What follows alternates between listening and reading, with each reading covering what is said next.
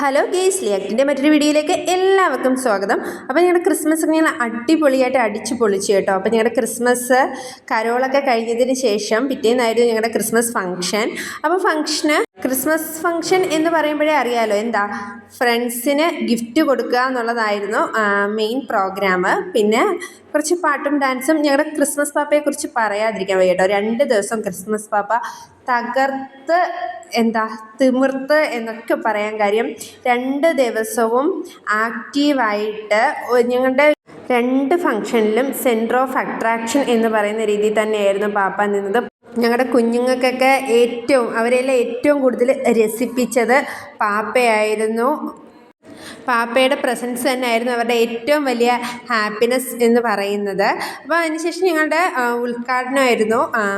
ഞങ്ങളുടെ function inaugurate ചെയ്തത് Antony Greg സാറായിരുന്നു. Sir ഐവറ്റ് മേഡത്തിൻ്റെ പപ്പയാണ്. അപ്പം ഐവറ്റ് മേഡത്തിൻ്റെ മാത്രമല്ല കേട്ടോ, ഞങ്ങളുടെ ലിയാക്റ്റിൽ ഓരോ സ്റ്റാഫും വളരെ സ്നേഹത്തോടെ ഒരു പപ്പയുടെ, ഞങ്ങൾക്ക് എല്ലാവർക്കും പപ്പയാണ്. അതാണ് ആൻ്റണി ഗ്രിഗ് സാറ്. അങ്ങനെ ഞങ്ങളുടെ ഉദ്ഘാടനത്തിന് ശേഷം ഗിഫ്റ്റ് കൈമാറുന്നതായിരുന്നു. ആദ്യം കൊച്ചു കുഞ്ഞുങ്ങളുടെ സെക്ഷനായിരുന്നു. പിന്നെ വലിയ കുട്ടികൾക്കും സ്റ്റാഫിൻ്റെയും കൂടെ ഒരുമിച്ചായിരുന്നു പേര് ഇട്ടിരുന്നത്.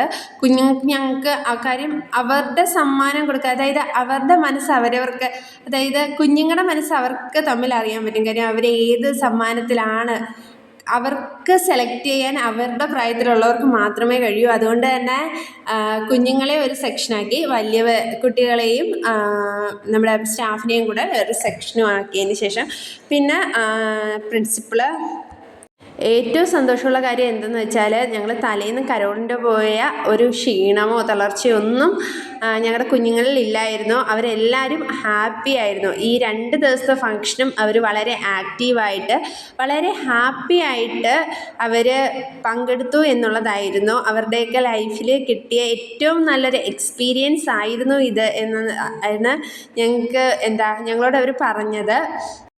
ഗിഫ്റ്റ് കൈമാറുന്നതും അതുപോലെ തന്നെ അത് പൊട്ടിച്ചു നോക്കി സമ്മാനം, ഇതൊക്കെയെന്ന് പറയുന്നത് കൊച്ചു കുഞ്ഞുങ്ങളെ സംബന്ധിച്ചിടത്തോളം, കൊച്ചു കുഞ്ഞുങ്ങൾ നല്ല കേട്ടോ, വലിയ കുട്ടികൾക്കും അതൊരു വലിയ ഒരു എക്സൈറ്റ്മെൻറ്റോ അങ്ങനെയൊക്കെ ആയിരുന്നു. കാര്യം എന്താണ് ഗിഫ്റ്റ് കിട്ടിയത്, ആരാണ് ഞങ്ങളുടെ ഫ്രണ്ട്, കാര്യം 1 മാസത്തോളമായിട്ട് തമ്മിൽ പറയാതെ വെച്ചിരിക്കുന്ന ഒരു രഹസ്യമാണ് ഇവിടെ റിവീൽ ചെയ്യാൻ പോകുന്നത്.